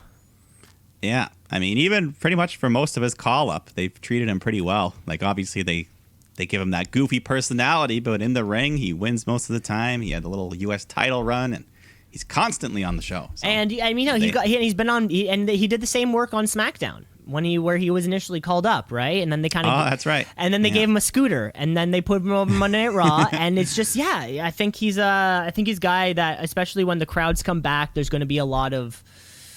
I hope there's going to be a lot of bro chants. I think I said it before. I feel like the kids are going to love Riddle, even not knowing he's a stoner, just because he's a goofy, fun-loving guy. Because he's a goofy guy with a scooter, and kids also have scooters. Yeah. Once they allow touching fans, he can do high fives on his scooter as he's riding down to the ring. Yeah, I wonder what the rules are there going to be. Because at Daly's place, you can do whatever. They'll throw you into the crowd. They don't give a shit. Yeah. But either way, we'll see Riddle in the main event. But in the meantime, we've got the new super Nikki Cross taking on Shayna Baszler. And Shayna just kind of dominates early on. Nikki kicks her to the floor. Then Alexa Bliss comes out, much to the dismay of Shayna and everyone else. Nia and Reggie, who Bliss just kind of takes both Nia and Reggie out on the floor. So anyways, all this back in the ring, Nikki counters a German suplex and locks in a nice cradle on Baszler to get the 3 count. So once again, Nikki Cross is on this hot streak. Well, and I don't know. I mean, this is still a win. A win's a win, and this is a singles win. Yeah, I mean, not only I don't know what's crazier, the Nikki Cross hot streak or the burial of Shayna Baszler. I mean, she's won one of her last 10 matches, Shayna Baszler. Of course, a few of those were losses with what's her name, Nia Jax. But now this kind of recent string of 3 and 4 singles matches have been big fat L's. Yeah, I mean, they are definitely wasting her talent. It's a win-lose, because, I mean, I love Nikki Cross, so I'm happy. Even if the superhero character is weird, I'm happy that she's getting some wins and stuff. Mm-hmm. But Shayna Baszler deserves much better. So justice for Shayna. We got you. Just because you're Exactly. just because you're 41 doesn't mean you can't compete, or doesn't. She just needs to get far away from Nia and Reggie, get that whole stink and off Vince. of her. And Vince, yeah. Anyways, Kofi Kingston comes out, cuts a passionate promo on Bobby Lashley and MVP and the damage they did to Xavier inside the cell last week. He vows to win the title at Money in the Bank. And then MVP comes out with the train of ladies to give a rebuttal. And I don't know. MVP's always busy in the Twitter world, but did you see his tweet about the ladies? No, what was he? Did he say something bad? No, it was he was like responding. Someone was like, "Oh, he's coming out with these hoes every week," and he's like, "Hey, just because a woman hangs out with a man or a man can go to the club with a woman, just be friends and have a good time, doesn't mean she's I don't know." Oh, nice. Way to go, MVP. Way to go. He was sticking up for them. Way yeah, to go. It was fun. We like you. But anyways, they jaw back and forth. MVP takes a swing at him with his cane. Kofi ducks, hits a Trouble in Paradise. Yeah. Just a little, build some heat. Build a little bit of heat before that Money in the Bank match. Or, at the pay-per-view. Sorry. Yeah. Yeah. Then we get the women's tag, a rematch from last week. Eva Marie and Doudrop taking on Naomi and Asuka. And once again, Doudrop's looking good in the ring. She goes to tag in Eva, who just jumps down off the apron, leaving her hanging just like last week. But Doudrop says, fuck it. She slams Asuka down and hits this running cross body to get the big 3 count. She just stares angrily at Eva. The big 3 count. Yeah, she pinned Asuka. Wow. That's pretty good. Poor Asuka. But yes, hopefully she'll fight Eva soon enough and become Piper. Yeah, well, and that's what's weird, and that's what I wonder. So we're bringing back a returning superstar who was never a huge superstar to begin with, or rather, like in the Becky Lynch, Sasha Banks kind of echelon of, even a Bella kind of echelon of performer, right? So you've never seen this woman before. You're me. You're watching Doudrop, Piper Niven doing all the work. Eva Marie taking all the credit and thinking to yourself, that's the only way this could work. This is the only way, like, Eva Marie has to be a manipulative heel so that, she either wins the WWE Universe over or she has to prove herself in the ring. And for some reason, I don't see the latter happening. So where's the heat meter on Eva for you? The heat meter? The shoot meter? Yeah. The heat meter? No, the heat meter. I'm bringing out the heat meter for the first time. Ooh, the sizzle. We're sizzling over here with the heat meter. Yeah. What's your reaction when Eva Marie comes out? Do you boo? Do you not care? Yeah, I boo. Okay, But I you boo. cheer for the other one, Doudrop, because she's doing the work. And I'm like, yeah, you're the one doing the work. Eventually, you're going to hate the person that comes in and does nothing. Yeah, no, I think that's what they want then. I mean, they want you to hate Eva, and hopefully they end up letting Doudrop Well, that's what it get seems over like, on because her. Piper Niven comes out with every match, she has a smile on her face, like she's a baby face. And then Eva has that look of like, I don't know how to wear clothes properly. And you're supposed to be like, yeah, obviously I'm supposed to hate you. Just look at you. And there is this real bump in the skill of the women's division where I think if you can't keep up with that now, I'm just asking myself, okay, what else can you do for me? Like if you can't wrestle as strongly as Charlotte, Sasha, Becky, Bayley, Bianca, a lot of B's there. Who's the Raw Women's Champion? I can't think of her name right now. Rhea Ripley. Rhea Ripley. If you're not as good as Naomi, if you're not as good as Asuka, like there's so many people at the top of this division. Well, you just named like 2/3 of the roster. Literally, but and those are all the good ones. I know. And we haven't even spoken about the talent down there in NXT. So yeah, if you're not as good as one of those, 5 to 8 women, what the fuck are you doing here? Now you're just taking screen time away from Asuka, Naomi, Sasha, Bayley. No. I guess it's Raw, but you know what I mean. Yeah. We'll see. We'll see where this angle goes. But Yeah. hopefully they do the right thing and get both women over in the process. Hopefully. But let's move on to Ricochet taking on John Morrison. Two of the flippiest men on the roster, I think it's safe to say. Flippiest men on the planet, for all we know. Well, that's probably a good point. But early on, it was less about the flashy moves and more about the drip stick, which I'm sure is going to be a hot WWE shop item this summer. 25% off if you purchase before 10 p.m. Yeah. So anyways, Ricochet steals the drip stick from Miz, sprays him down. Eventually, we did get some crazy spots where Morrison, he was on the outside of the ring, seated on the barricade, and then Ricochet just hits this crazy springboard crossbody all the way over to the... clears the crazy gap, knocks Morrison over the barricade. Both men fall to the floor. The Miz's facial expressions were all of us. Yeah. This is one of those maneuvers that can only happen in the Thunderdome. Probably Yeah, a crash we're pad getting these- underneath. We're getting it now, though, but man, was that cool. Yeah, even with the crash pad, just seeing Ricochet make that leap was insane. I mean, the move was so destructive, it killed both men. Neither of them can get back in the ring before the count of 10, let alone even stand up. But damn, that was a great Great little move. That's the rare double count out. We were like, okay, that's fine. That, yeah, a double count out after a badass maneuver, and not like a behind the ref's back illegal something or other. You know, these were just two dudes who flew into each other, and like Icarus, they got too close to the sun. And so we keep seeing Ricochet on main event. He's our main event superstar. On main event, not in the main event. Ricochet and any guy that can flip around, you know, just kind of give it to us, right? Yeah. No, and they're both going to be in the Money in the Bank match, so look for some more craziness from them. Yeah, certainly.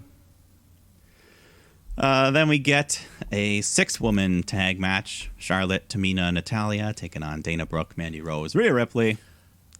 Before it can even start, they're just brawling all over the place. But eventually we settle down.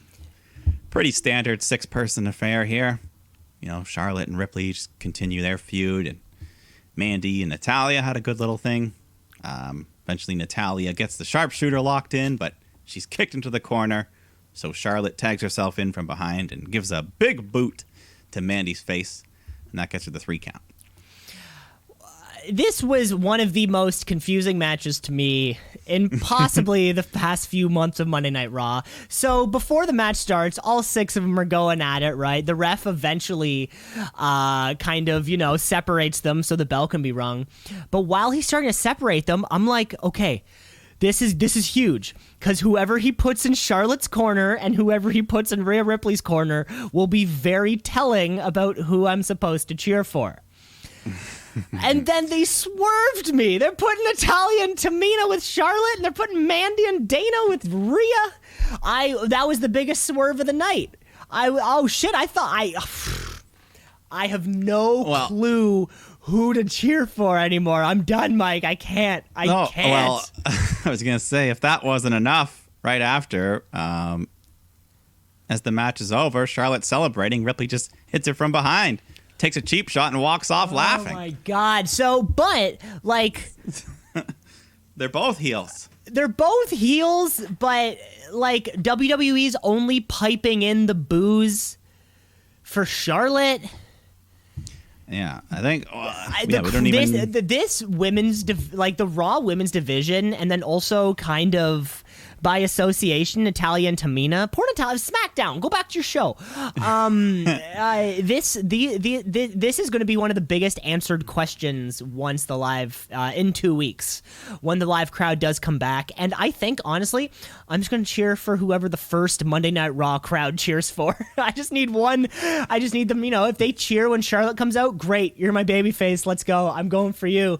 I just need someone to make up their goddamn mind. I thought the ref was going to do it. I thought the ref was going to put Natalya and Tamina with Rhea. And then I'm like, yeah, okay, boom, there we go. Mandy, Dana, they're not heels, but like I was more confused. Like, pick one of the sides and then I can infer the other. And then they swerved me. I got to say, thanks, Vince. Swerved me on that one. Well, yeah, I think we'll get a real gauge when the crowds come back. But yeah. I feel like Ripley will be treated of the baby face between the two. At least by the crowd. Just because Charlotte's the natural heel. Just because Charlotte is the natural heel? But we've been like ramping up Rhea doing heel. Yeah, I'm so confused, my man. It is. I don't get it, but whatever. Hey, hopefully we do soon. Yeah. Another thing that's whatever is Jackson Riker, who is taking on Elias in this strap match. You know he's got a theme song now? Riker or Elias? Yeah, Riker has his own theme. It's on like, you know, the Spotify pages and the YouTube pages and. Well, Elias also had a new theme, if you noticed. Oh, I did not notice his new theme. No. It wasn't anything too crazy, but just like the match, it was pretty standard strap match. Just kind of pulling on each other, tugging, using leverage, slapping each other with the strap. Eventually, Riker yanks Elias into him for a big boss man slam and gets him the 3 count. Jackson Riker.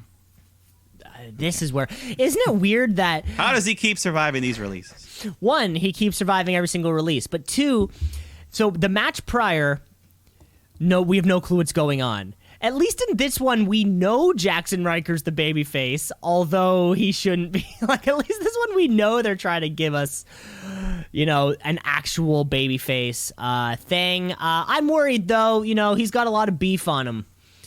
And that's the exact type of person who goes to the top of the cards. And who knows, this little feud could be the little thing he needs to maybe propel himself into a King of the Ring style tournament. Maybe, but even without his controversy surrounding him, I just don't care about him as a performer. Yeah, there's just nothing yet. Nothing where I'm Yeah. like, oh, wow, this is, cool. This is different. Elias finds himself in these feuds all the time. Yeah, he's been just floating around. He was real hot like 2 or 3 years ago, and now he's just become a low card. Not even mid card, just low card. It's below mid. Yeah. But let's go to this main event. We got the triple threat, last chance, Money in the Bank qualifier, Drew McIntyre, AJ Styles, and Riddle on behalf of Orton. And McIntyre just looks dominant early on, hits one of those crazy back body drops on AJ, who once again, the height he gets, his feet went as high as the Money in the Bank briefcase above the ring. And he must be taking lessons from Montez Ford over there on how to get the most possible spring out of those things, because it's a couple inches every week. Yeah. So we got a couple other big moves, some suplexes on the floor.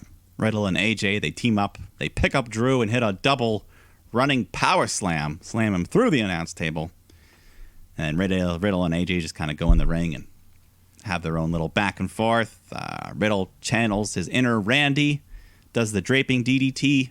He hypes up, ready for the RKO, but AJ catches him on his shoulders and hits what almost looked like a burning hammer. I think Corey Graves even said that. A burning hammer. Okay.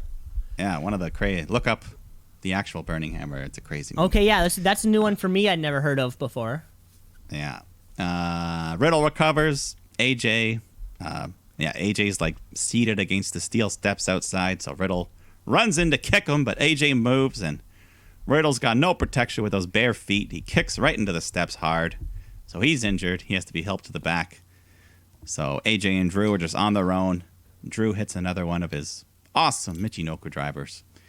But then Riddle just comes limping back out. He's got his foot taped up, but he doesn't care. He uses the damaged foot. He does a Pele kick on Drew, knocks him out of the ring. AJ comes in with a phenomenal forearm, but Riddle hits him midair with a knee strike, followed by an RKO. He makes the cover, but at the 2 count, Omos pulls AJ out of the ring, saving him from losing the match. Riddle's pissed, but then he just turns around right into a Claymore from Drew, and just like that, Drew gets the win. Drew McIntyre's in the Money in the Bank match. Although he wouldn't be able, I mean, that's a good point. If you is cashing your briefcase the same as a championship like match opportunity? If I'm in charge, I would not allow it. If I'm in charge, I would also not allow it. It doesn't mean, he can't have the briefcase and then hold it for the future. You still got the Universal title on the other side, so it's not like you're out of options. So you made the deal. You gotta deal with it. And the booking of this was fantastic too. Having Riddle coming back down just to lose, maybe creating a bit of tension between him and Randy, just kind of keeping their friendship interesting. They shouldn't be best friends right away. It was almost like when the Rand Man came into the Wyatt family there. Yeah, it wasn't just best friends right away. We're not the best friends. Not the best friends, not but the best great friends. Yeah, but Monday Night Riddle, he's, like you said, he's been the star, one of the stars of the show. In the last couple of weeks, this Money in the Bank qualifiers there's been some decent in-ring stuff. Yeah, we've upticked. Certainly, I think Nikki Cross and Matt Riddle might actually be kind of like my highlights for me. And just because the timeline works out, no, it's not because of Eva Marie and Piper Niven. It's just so happens the timing works out. The women's division is still very confusing to me. Yeah, it's a little all over the place, but we're mere weeks away from the crowds getting back, so hopefully that kind of gets things. It's going to show us a lot. It's going to show us so much about how the fans how we actually interpret this shit. Mm-hmm. Yeah. But that was it. That was Monday night. That was Monday Night Raw.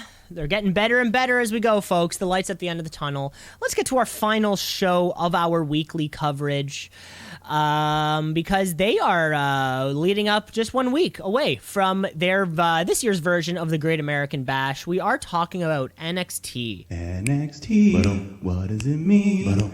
I don't know, but it's good wrestling. So NXT, watch and see. Gotta tap out a count out of 1, 2, 3. So The black and gold brand. Of course, they've got the eagle feathers with the human skull. They're still rocking that aesthetic. Straight from I feel like Triple H's middle school kind of like notebook. It was something he drew listening to Radiohead. Sorry, not Radiohead. Motorhead. Motorhead. Triple H does not listen to Radiohead. Okay, Human is not on his radar. But let's get into some action this week, because we are kicking off the week. We do actually go off with tag team action. Well, okay. Let me just stop you because there was a small wave of releases that we can mention briefly here. Oh God, I forget. They just there was a happened. couple. Half of them were the kind of recruits, the lesser names, but a couple featured acts like Killian Dane, Breezango, Everrise, who just had their new show debut, Tony Nese, and then Marina Shafir. Those are kind of the big names. Just more cuts. Marina Shafir, meaning kind of the last step of the Goon Squad. The Goon Squad is all gone. Yeah, Goon Squad is no more. They never really and they became never much. they never even got to do much either. Let go before their time was up, which is a bummer. There was a very good runner-up Tweet of the Week champion, Tweet of the Week from Tommy Dreamer, who said, tweets out to @Tony Nese, hey, in 91 days, the Impact X Division could use talent, or like something like that, or like is always looking for another main event, or like something like that. So look, 91 days, Tony Nese is going somewhere. Well, yeah, good for him. Good. It's always nice to have those options. It's always nice to have those options. But yeah, let's get into the show. Let's get into the show. We actually kick off with a number one contender match. A number one contender match, triple threat for the NXT Women's Tag Team Championships. In this matchup, we have Dakota Kai and Raquel Gonzalez taking on Shotzi Blackheart and Ember Moon, and finally Io Shirai and Zoe Stark. Yeah, this was a hot opening match here. A lot of fun. Just big blend of styles. There was one spot where like pretty much every woman was like one after the other, dive to the floor, moonsault to the floor, tope, senton. Just everyone just busting their ass. Eventually, it all breaks down. Finishers are getting hit one after the other, ending with Io Shirai hitting over the moonsault on Dakota Kai to get the 3 count. So her and Zoe Stark getting the title shot next week at the Great American Bash. The talent in this match alone between these 6 is like some of the best, among the best of professional wrestling out there. In the women's, all women's divisions across the entire sport, the 6 of these are up on the top. And this was a high energy, engaging match. And Io Shirai getting herself right back into a title picture after just kind of being dethroned not too long ago. Don't know if they're ready to beat out Candice LeRae and Indy Hartwell, but yeah. Yeah. Well, I mean, Zoe Stark, she's only been here a short while, but this is a big shot for her. She could also be the one taking the pin to protect Io, but you never know. Either way, she's always looking pretty good in the ring. Yeah. Yeah, always looking better as the weeks have gone on, that's for sure. Yeah. There was a brief backstage attack. Gargano attacks Karrion Kross. They have to get pulled apart. And then they announced the return of the NXT Breakout Tournament, which they did a few years ago, which brought in the likes of Bronson Reed, Swerve Scott, Dexter Lumis, a bunch of guys like that. So should be cool. Cool. So probably a tournament filled with like performance center per guys and gals. People we haven't exactly. Cool. Maybe that like that Zeta Ramir that we saw a few weeks ago. People like her. But Karrion Kross comes out. He's pissed off at Gargano for attacking him. Dares him to come down to the ring. So Johnny comes out, says, I'm right here, not afraid of you. I've got actual talent. And this was all this more and more. Gargano seems to be making this babyface turn a little bit, or at least I don't know. The crowd loves him. Mm-hmm. But he says, "You're bigger than me, but I'm smarter." As Austin Theory jumps across from behind, and they try to double team him. He fights back, tosses them around. He's ready. He picks up the steel steps, and he's ready to crush Gargano's skull in. But thankfully, security stops him, saves his life. And while they're holding Cross back, Johnny gets a little super kick in and runs off. So just a little super kick in there. Yeah. And also, once again, briefly, they had this little teaser. It's just a battery bar charging up to 61% now. So who's it going to be? Who's it going to be? Anybody with a robot or battery type theme? Anything that would have to be charged? Yeah, I don't know. But Roderick Strong is taking on Asher Hale. Kind of the debut fight for the new Diamond Mine group. And this is the new no nonsense Roddy. He was just making quick work of Hale. He locks in this submission. I don't know what he called it. It was like a reverse Nelson butterfly type thing. Gets the tap out victory. So nice win for Roddy. Yeah, I've always liked Roderick Strong. I mean, every member of the Undisputed Era, really. Yeah, he's a hard hitter. He's got great, kind of grappling technique. He does a great neck breaker, does a great back breaker. I like that, and kind of he's going to be the biggest star of this group. Keep getting him some wins. Eventually, the other guys get some wins. Diamond Mine will be step by step, but this is how we build factions. And hey, like we were just saying earlier on in the show, just let's have it going somewhere instead of disbanding unceremoniously. Yeah, we'll give him a chance. We're giving him a chance. Yeah. He looks cool with a buzz cut, I gotta say. Yeah, he looks way more heel. That's CM Punk rules 101. Do something with your hair. Do something if you're changing, you're crossing the field there. Just do something with your hair. Then we go to Cameron Grimes. Yeah. He is taking on Ari Sterling. Just a little tune-up match here for Grimy. Just playing to the crowd as he's going. Sterling, he hits a couple cool moves, but eventually Grimes hits the cave-in, gets a 3 count. But then after the $1 Million champ, LA Knight comes out just to cut a promo on Grimes. Grimy challenges him to defend that title next week. LA Knight says, "Nah, you don't deserve it, but I'll put the title on the line. If you lose, you will become my butler." Whoa, every rich person needs a butler. Yeah, so that classic. We'll see. Yeah, this is fantastic. This is a story we can run for months. This could get us through the summer. For all we know. WWE.com. They still don't have it on the championship section, but they've updated LA Knight's picture, and he's wearing the belt in his picture. Oh, okay, I'm sure the Wikipedia page is up to. The wiki is is good to go, but it's the other ones. Is there any word on NXT returning to live or like a larger show, or do they plan just to stay at the Capitol Wrestling Center? Yeah, I don't know. I'm sure they want to get back to crowds, especially for whenever the next takeover is. Like I haven't heard anything about certainly. I mean, all the buzz seems to be about the main roster going on the road. Not NXT. I feel like maybe the next takeover will be back in front of a big crowd, but maybe. I don't know. They haven't really announced it. Yeah, whenever that is. Okay. Not bad. Yeah. Kyle O'Reilly comes out to cut a promo on Adam Cole. So Cole comes out, starts heading towards the ring, but Samoa Joe interrupts, says, "I'm not letting any shit happen here tonight, but you can have your talk, so go ahead." So they just kind of jaw back and forth. Cole says he made Undisputed Era. He made Kyle. Kyle claps back, and Cole takes a swing. But Samoa Joe is in the middle. He has to duck it, and Kyle just locks Cole in the heel hook. And Joe's like, yeah, whatever. He just walks off and eventually tells security to break it up. So, but is there some implications? Is this a long tease to a potential Samoa Joe-Adam Cole match? Samoa Joe and Adam Cole is the plan. That could be a whoo. That could be a barn burner. Who you are right.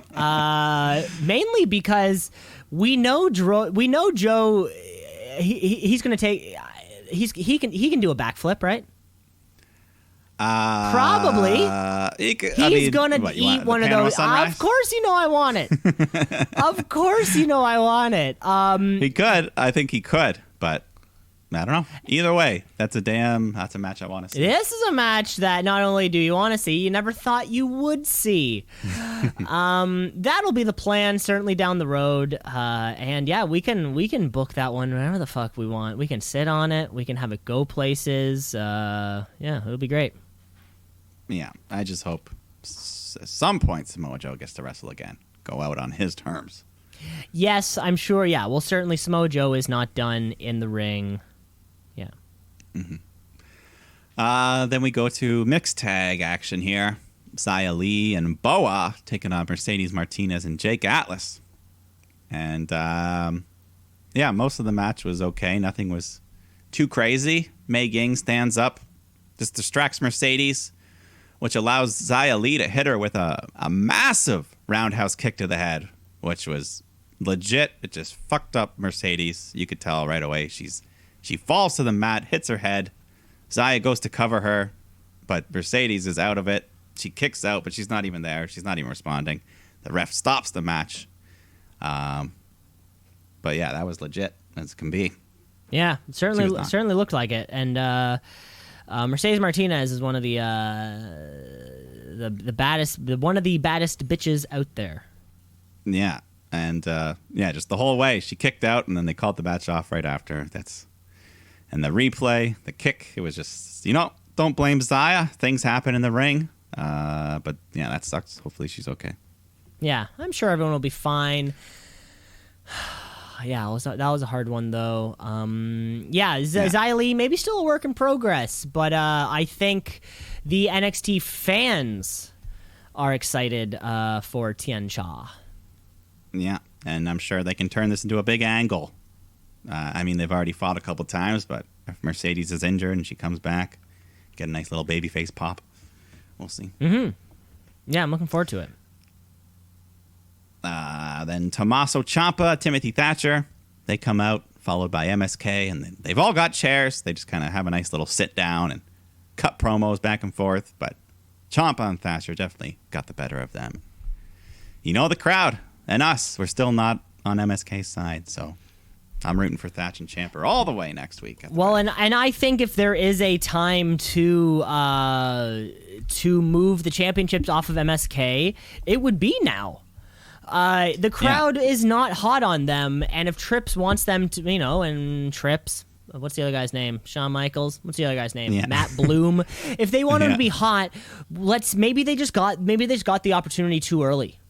Let's take the belts off of them, have them do their, kind of work themselves around, and then eventually maybe even turn them heel for a bit. Make them work on some it's been almost 3 months. They won the belts at Stand and Deliver, which was a couple days before Mania. So it has been long enough, and I feel like if after almost 3 months and you're still not over as a babyface, we're entering some Roman Reigns territory right now, pre-Roman Reigns. Yeah, exactly. But hopefully they do the right thing. Give it to Ciampa, the Thatch man. And I would like a little update, just for you, Mike, here on MSK and MSK, or the Rascals, as they were known on the Indies. Mike, I was touting their reign and how long it was. They have recently been stripped of that title, of the PWG World Tag Team Championships. PWG will be returning in August with all of your favorite Banditos, all your favorite Jeff Cobbs, all your favorites. However, they'll be looking for new champions. So the Rascals did end their reign at a whopping 1,167 days. The longest single reign in the company's history of that belt, and only 900 days behind the total days of the Young Bucks. Which so I mean, No one's gonna. No one will be catching either of those records anytime soon. No, don't think so. No. Then we go to the parking lot where Uh-oh. the way, exactly, danger. They attack Karrion Kross. Kross in his nice car. They beat him up, or they try to, but Kross is able to fight them off, lay both men out, and then he gets in his car, and it looks like he's trying to kill Gargano, ready to run him over. But Samoa Joe just picks up Gargano by the collar like a little kid, saves his life. He's just like, get back in there. Get back in there. Samoa Joe already making his presence immediately felt. If Samoa Joe was around the parking lot this time a year ago, like, lives would have been saved. Yeah, careers, championships, lots of stuff. Yeah, Samoa Joe also slowly turning into the hardest working man in professional wrestling. Yeah, You know, he's certainly- moving around more than Schiavone every show. Schiavone's over here, was he's gonna backstage, say, he's on sure. commentary, he's in the middle of the ring. Samoa Joe is, he's getting his 15,000 steps in between 8 and 10 on Tuesday. Absolutely. But earlier in the night, there was kind of a backstage scuffle between Bronson Reed and Isaiah Swerve Scott. He challenged Reed to a title match, and he accepted. So, pretty much relating to what you were pumping the tires of earlier. These on-the-spot kind of no-plan title matches. Yeah, like we said, there's a million ways to skin a cat, and this is one of them. Fucking, I want it. Let's go. So this is your main event. Bronson Reed, Swerve Scott, North American title. Just a nice, back and forth, strength versus speed. You had Hit Row on the outside. Swerve, he goes for this big sunset bomb to the floor, and then Reed just blocks and just sits on him, all of his weight. Every time he does that, it's like, how? Yeah, how? When he just like falls on you, but Ouch. Swerve Ouch. Swerve fights back. He hits a big German suplex on Reed, but Bronson regains control. He climbs the top rope, looks to hit the tsunami, but when he's up on the ropes, a member of the Hit Row jumps on the apron, distracts the ref as Ashanti the Adonis then slams Reed down. Top Dollar comes running in, takes a big lunge at Reed, but he sidesteps, and Dollar crashes hard through the barricade. I said it before, the NXT barricade just crashes better. than the main roster I one. think either they have a microphone like underneath it, to really catch the sound of it falling, or who knows? The It could plexiglass just like... it could be built of something Yeah. completely different. But yeah, that mix of the plexiglass along with the cage element of it all. Because the gray one just like falls over. You're like, It "Oh." really just sort of feels like it was barely there in the first place. It's like Yeah. it's like an announcer's table and Tony Storm is walking up to it. Exactly. It's just sort of ready, waiting to go. So yeah, Top Dollar, he crashes through the barricade, and then Ashanti the Adonis, he gets tossed over the barricade as well. But all this commotion has allowed Swerve to recover, so Bronson gets back in the ring.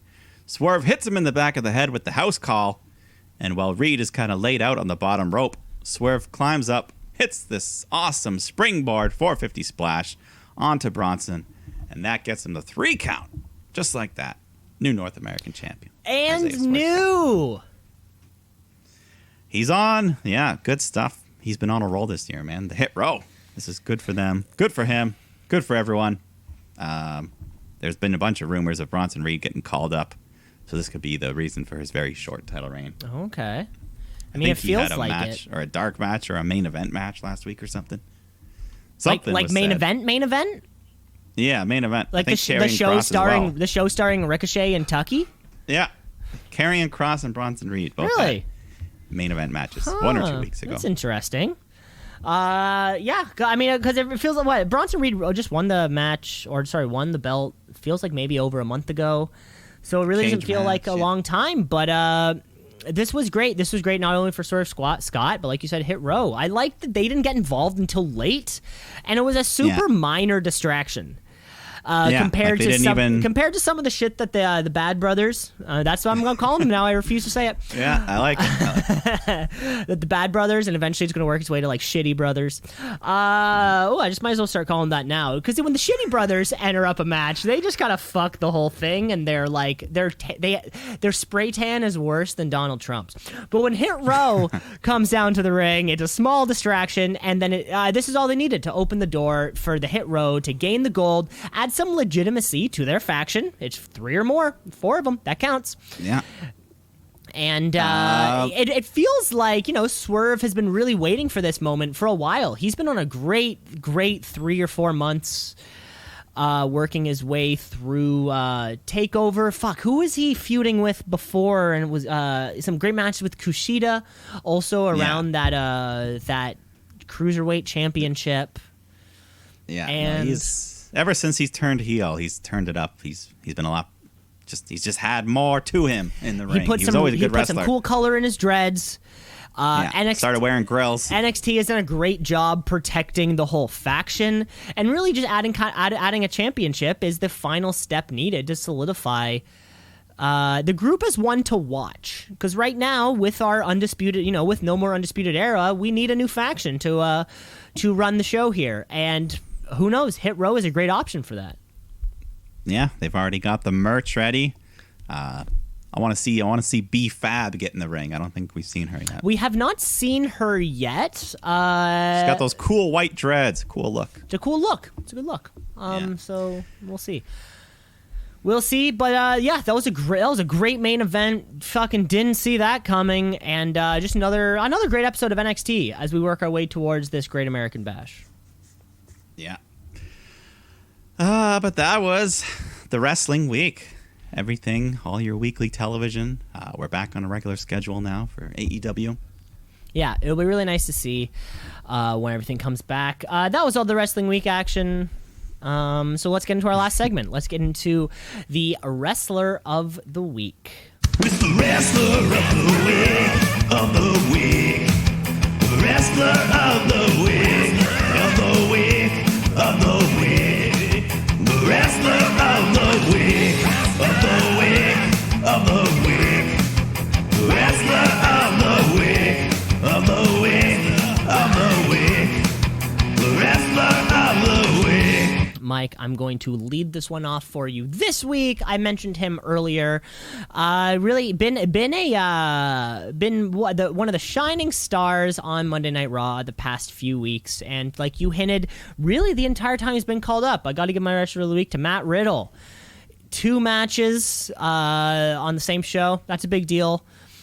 He's been doing great stuff with Randy. The Forged Letter was really funny to me too, and I liked all the stuff. Him wrestling like Randy Orton. He had the little he had the kind of the DDT from the middle rope there. He had the RKO I think last week. It's like you said, the kids are gonna love him. He's just entertaining to watch, and isn't that what the most important thing of sports entertainment is in the first place? So Matt Riddle, you are my Wrestler of the Week. Yeah, great pick. If every NXT call-up could be treated like him, it would be great. The world would be a better place. Amen. But my Wrestler of the Week, I want to give a quick honorable mention. She's not the winner, but referee Aja Smith was the one in that Xia Li Mercedes match. She was the one that threw up the X, stopped the match right away, helping out Mercedes. And Aja Smith, she's probably my favorite NXT referee right now. Is that Leon Ruff's wife? Is that I believe it is. Yeah. Yeah. But I believe it is. Yeah. Yeah, she's good. She's cool. Fantastic. But she's not the winner. Although this would be unprecedented though if for 2 weeks straight an official won Wrestler of the Week. I mean, I had Jason Ayers last week, of course. Why? I don't remember. He did something dumb though. Yeah, it's when you like it when it was the one. It was the one in the Rhea Charlotte match who disqualified her for the DQ. The DQ. Yeah. Now I remember. Well, I'm gonna go with a man who just tore the house down. We all know the future is bright. I call him a man, but he is Jungle Boy. He's my Wrestler of the Week. I agree, and I'm sure we'll be seeing him many more times win this award. Yeah. I mean, if probably for as long as the podcast will keep going, he will be in the contention for that. The future's bright for him. I mean, he didn't win this one, but he could win his next one. Yeah, he's he'll be capturing some gold sooner than later, whether it's a tag title run, a TNT title run, or the big one eventually. But Yeah, we love Jungle Boy. Yeah. Jack Perry. Jungle Boy Jack Perry. Do you think eventually he will drop the boy? He won't be Jungle Boy anymore. So he's just gonna be Once he's Jungle? or even Jack Perry. Jungle Jack? Jungle Jack, that could work. Or even just Jack. Or just Perry. Jungle or a different name entirely. Just like Daniel Mikenson. Daniel Mikenson. You never know. But yeah, there will probably be a period of time where he's like, no more Jungle Boy. But I think until then, it still works. He can still kind of be mid to late 20s and still be Jungle Boy. Because he doesn't talk much, Yeah, do we know the song yet? I don't have the song memorized yet. I don't have the exact melody, but I know to go, oh. I could follow along with the crowd if they were doing it. I could catch the tune. Yeah, you could catch the tune because they were all singing it there. They were all singing it there. It's not like Judas where you need to know some words. Yeah, and then you know what's weird when they do Judas now is that, of course, for the majority of the entrance, the camera is on like people in the crowd singing along. Right? Because it looks good on camera. But then sometimes they pan to somebody who's not singing. And my question's always like, why them? Like, there's somebody like 2 rows behind them singing their heart out. I'm like, focus on that guy. Don't focus on the person mouthing along the words like they're Garth in Wayne's World singing Bohemian Rhapsody. Well, that was all the time we have for the show this week. Thanks for listening, folks. Remember, you can rate, like, subscribe. The podcast is everywhere. Come back, because next week will probably be the Great American Bash will be in our rear view, and the gearing up towards live crowds will be straight ahead. That's right. So let's have some fun. Enjoy your long week and getaway, and everyone there, have a good time. Have a good time, folks. We'll see you next week on the show, and thanks for listening.